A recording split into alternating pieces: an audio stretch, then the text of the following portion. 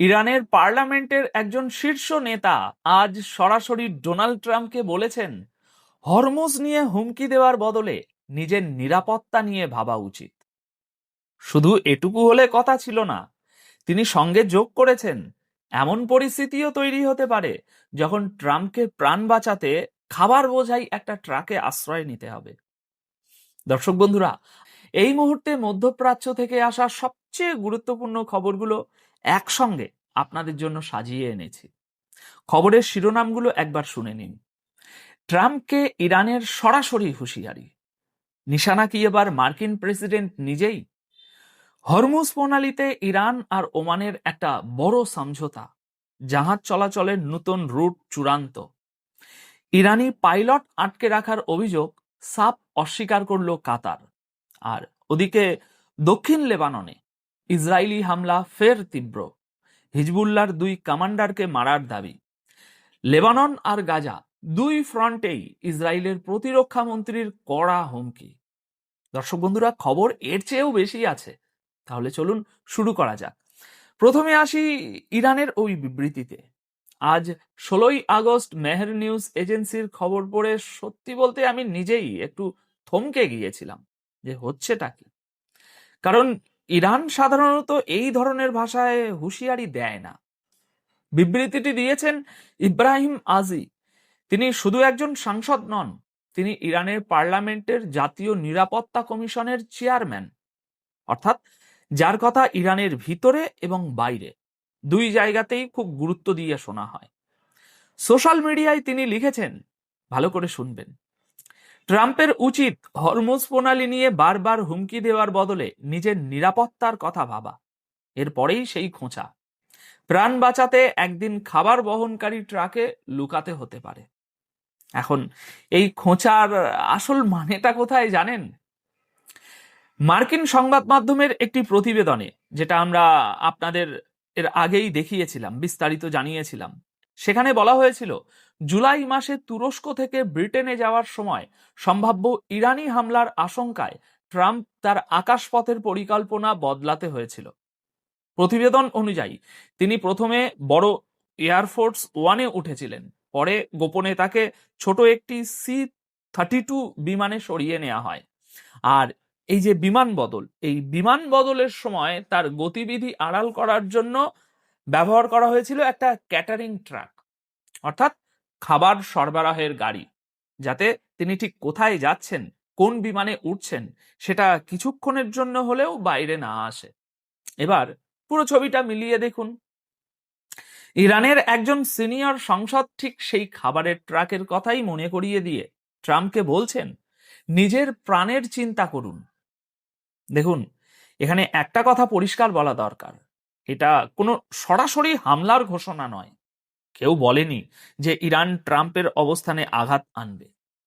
কিন্তু এই বিবৃতির সময় আর ব্যবহার করা শব্দগুলো দুটোই মনোযোগ কাড়ে, বিশেষ করে এমন একটা সময়ে যখন হরমুজ প্রণালী নিয়ে আমেরিকা আর ইরানের মধ্যে উত্তেজনা কমার কোনো লক্ষণ নেই। তাই প্রশ্নটা উঠছে, ইরান কি এবার কোনো মার্কিন সামরিক ঘাঁটির বদলে সরাসরি মার্কিন প্রেসিডেন্টের নিরাপত্তাকেই নিশানা করার ইঙ্গিত দিচ্ছে? আয়াতুল্লাহ আলী খামেনির হত্যার বদলা কি সেভাবেই নেওয়ার কথা ভাবা হচ্ছে?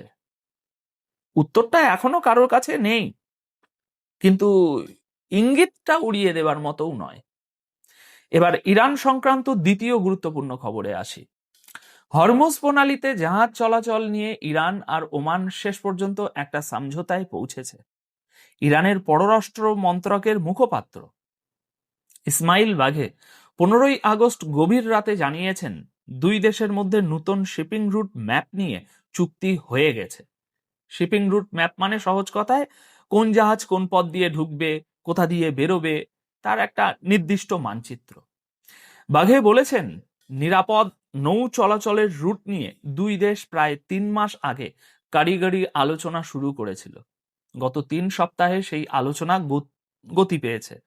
তার দাবি, মার্কিন বাধা সত্ত্বেও ইরান আর ওমান এই রুট ম্যাপে সম্মত হতে পেরেছে। তবে কাজ এখনো পুরোপুরি শেষ হয়নি। যৌথ বিবৃতি চূড়ান্ত করার জন্য দুই দেশের আলোচনা এখনো চলছে। আর ইরান একটা শর্তও পরিষ্কার করে দিয়েছে। তাদের বক্তব্য, হরমুজের নিরাপত্তা পুরোপুরি ফিরবে তখনই যখন মার্কিন সামরিক তৎপরতা বন্ধ হবে। অর্থাৎ রুট ঠিক হয়ে গেছে, কিন্তু হরমুজে স্বাভাবিক জাহাজ চলাচল ফেরার পথে আমেরিকা আর ইরানের মধ্যে বড় মীমাংসাটা এখনো বাকি। এখানে একটা বিষয় খুব ভালোভাবে খেয়াল করার মতো, বোঝা দরকার। দেখুন, এটা ইরান আর ওমানের নিজেদের মধ্যে করা সমঝোতা। এটা কোনো নিয়ম নেই, এরকম কোনো নিয়ম নেই যে এতে আরব দেশগুলো, বাকি বিশ্ব কিংবা আমেরিকা এটা মেনে নিতে বাধ্য হবে।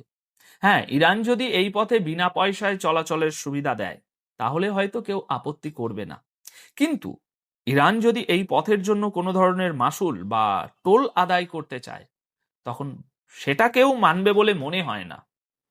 আর যদি মেনে নেওয়া হয় তাহলে সেটা হবে আমেরিকার জন্য সরাসরি হার। কারণ আমেরিকা এই যুদ্ধে জড়িয়েছিল ইরানের পরমাণু কর্মসূচি শেষ করার নাম করে।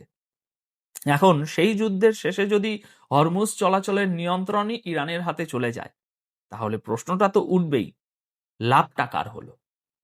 আর ওমানের খেলাটাও সহজে বোঝা যাচ্ছে না। বাকি আরব দেশগুলোর মতো আমেরিকার সঙ্গে ওমানের ঘনিষ্ঠতা হয়তো ততটা নেই, কিন্তু সম্পর্ক তো আছে। সেই ওমানই আবার আমেরিকার প্রধান প্রতিপক্ষ ইরানের সঙ্গে বসে হরমুজ নিয়ে সমঝোতা করছে। তাহলে এর পেছনে আসলে কার সম্মতি আছে? ওমান কিভাবে আমেরিকার ইচ্ছার বাইরে গিয়ে হরমুজের মতো জায়গা নিয়ে সিদ্ধান্ত নিয়ে ফেলছে? এই প্রশ্নের উত্তর এখনো পরিষ্কার নয়। যেটুকু জানা গেছে সেটুকুই আপনাদের বললাম। এবার আসি কাতারের খবরটায়। কাতার সাফ জানিয়ে দিয়েছে ইরানি পাইলটদের তারা আটকে রাখেনি। কাতারের পররাষ্ট্র মন্ত্রকের মুখপাত্র 15ই আগস্ট রাতে এই বিবৃতি দেন, আর এই খবরটা সামনে আসে আজ 16ই আগস্ট দুপুরে। তিনি কি বলেছেন? তিনি বলেছেন, ইরানি পাইলটদের আটকে রাখা নিয়ে যে বিভ্রান্তিকর কথাবার্তা ছড়ানো হচ্ছে তাতে কাতার বিস্মিত, বিশেষ করে এমন সময়ে যখন কূটনৈতিক প্রচেষ্টা চলছে। এর আগে ইরানের সশস্ত্র বাহিনী দাবি করেছিল আমেরিকা ও ইসরায়েলের সঙ্গে ইরানের যুদ্ধের একেবারে ওই শুরুর দিনগুলোতে কাতার 3জন ইরানি পাইলটকে ধরে নিয়েছিল। আমরা এর আগের প্রতিবেদনেই আপনাদের পুরো বিস্তারিত জানিয়েছিলাম যে 3জন পাইলট নিখোঁজ। গতকাল ইরান বলল তারা কাতারের হেফাজতে আছেন, আর আজ কাতার বলছে না, নেই। ইরানি দাবি অনুযায়ী এই পাইলটদের সুখোই 24 যুদ্ধবিমান ভেঙে পড়ার পর তারা কাতারের হাতে আসেন এবং প্রায় 6 মাস ধরে তাদের ওখানেই কাতারে আটকে রাখা হয়েছে। এখন কাতার এই গোটা দাবিটাকেই মিথ্যে এবং ভিত্তিহীন বলে উড়িয়ে দিয়েছে। তাদের বক্তব্য, আপনাদের পাইলট আমাদের কাছে নেই, আপনারা ভুল দরজায় কড়া নাড়ছেন। দর্শক বন্ধুরা, দুই পক্ষের বক্তব্য এখানে সম্পূর্ণ উল্টো। এখন কে ঠিক বলছে সেটা এখনো স্বাধীনভাবে যাচাই করা যায়নি, তাই দুটো দাবিকেই দাবি হিসাবে আমাদের দেখা দরকার। এবার আসি লেবাননে। দক্ষিণ লেবাননে ইসরায়েলি হামলা আবার তীব্র হয়ে উঠেছে। 15 ও 16ই আগস্টের রাতে টানা হামলা চলেছে, আর পরিস্থিতি দেখে মনে হচ্ছে গোটা অঞ্চলটা আবার একটা বড় সংঘাতের দিকেই এগোচ্ছে। ইসরায়েলি সেনাবাহিনীর দাবি, দক্ষিণ লেবাননে হিজবুল্লাহর 2 সিনিয়র কমান্ডারকে তারা মেরে ফেলেছে এবং এই অভিযান চালানো হয়েছে 3জন ইসরায়েলি সেনা আহত হওয়ার পর। প্রতিবেদনের তথ্য অনুযায়ী নিশানা করা হয়েছিল হিজবুল্লাহর বদর রিজিওনাল ডিভিশনের senior commander Ali Mohammad Fakhr Al দিনকে, আর দ্বিতীয়জন হলেন আলী সমীর আল হজ হাসান, যিনি হিজবুল্লাহর বিশেষ বাহিনী রাদওয়ান ফোর্সের একজন ব্যাটালিয়ন কমান্ডার ছিলেন। অর্থাৎ ইসরায়েলি বাহিনীর দাবি অনুযায়ী একেবারে উপরের সারির 2 কমান্ডারকেই তারা এই হামলায় নিশানা করেছে এবং ইসরায়েলি সেনাবাহিনীর বক্তব্য হচ্ছে দক্ষিণ লেবানন থেকে চালানো একটা বিস্ফোরকবাহী ড্রোন হামলায় তাদের 3জন সেনা গুরুতর আহত হয়েছিল। এটা প্রথমের ঘটনা। তারপর তারই জবাবে হিজবুল্লাহর ঘাঁটিগুলোতে এই বিমান হামলা চালানো হয়েছে। এখন এই ঘটনার আরেকটা দিক আছে যেটা আরো বড় হয়ে উঠতে পারে। কেন বলছি?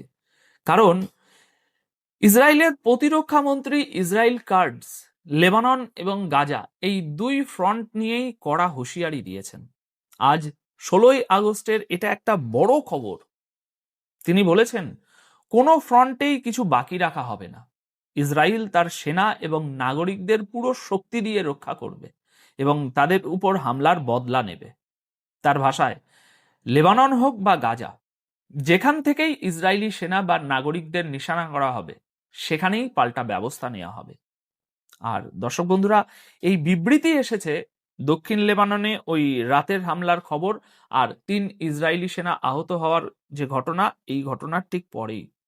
অর্থাৎ এটা কোনো সাধারণ রাজনৈতিক বক্তব্য নয়, এটা একটা ঘোষিত নীতির মতো শোনাচ্ছে। তাহলে দর্শক বন্ধুরা, আজকের এই খবরগুলো মিলিয়ে অ্যাকচুয়াল ছবিটা কি দাঁড়াচ্ছে? একদিকে হরমুজ নিয়ে ইরান কূটনীতির টেবিলে এগোচ্ছে, ওমানের সঙ্গে রুট ঠিক করে নিচ্ছে, নিজেদের অবস্থান আরো শক্ত করছে। অন্যদিকে সেই একই ইরানের পার্লামেন্ট থেকে আসছে ব্যক্তিগত স্তরের হুঁশিয়ারি, যা সরাসরি মার্কিন প্রেসিডেন্টের নিরাপত্তার প্রসঙ্গ টেনে আনছে। আর তৃতীয় দিকে ইরান আর কাতারের মধ্যে পাইলট নিয়ে খোলাখুলি বিরোধ একটা সামনে চলে এসেছে। আর এই সবকিছুর পাশাপাশি লেবাননের সীমান্তে হামলা পাল্টা হামলা আবারও শুরু হয়ে গেছে। সংক্ষেপে আজকের ছবিটা কিছুটা এই রকম। ইরান একসঙ্গে দুটো ভাষায় কথা বলছে, আলোচনার ভাষা আর হুঁশিয়ারির ভাষা। তাই এখন আপনাদের কাছে আমার প্রশ্ন, ইরানের সংসদের এই যে বিবৃতিটা আপনারা শুনলেন, এই বিবৃতিকে আপনি কিভাবে দেখছেন? একটা রাজনৈতিক খোঁচা হিসাবে, নাকি সত্যিই কোনো পরিকল্পনার ইঙ্গিত হিসাবে? আপনার মতামত কমেন্টে লিখে জানান। দেখা হবে পরের ভিডিওতে। ধন্যবাদ আপনাদের সকলকে।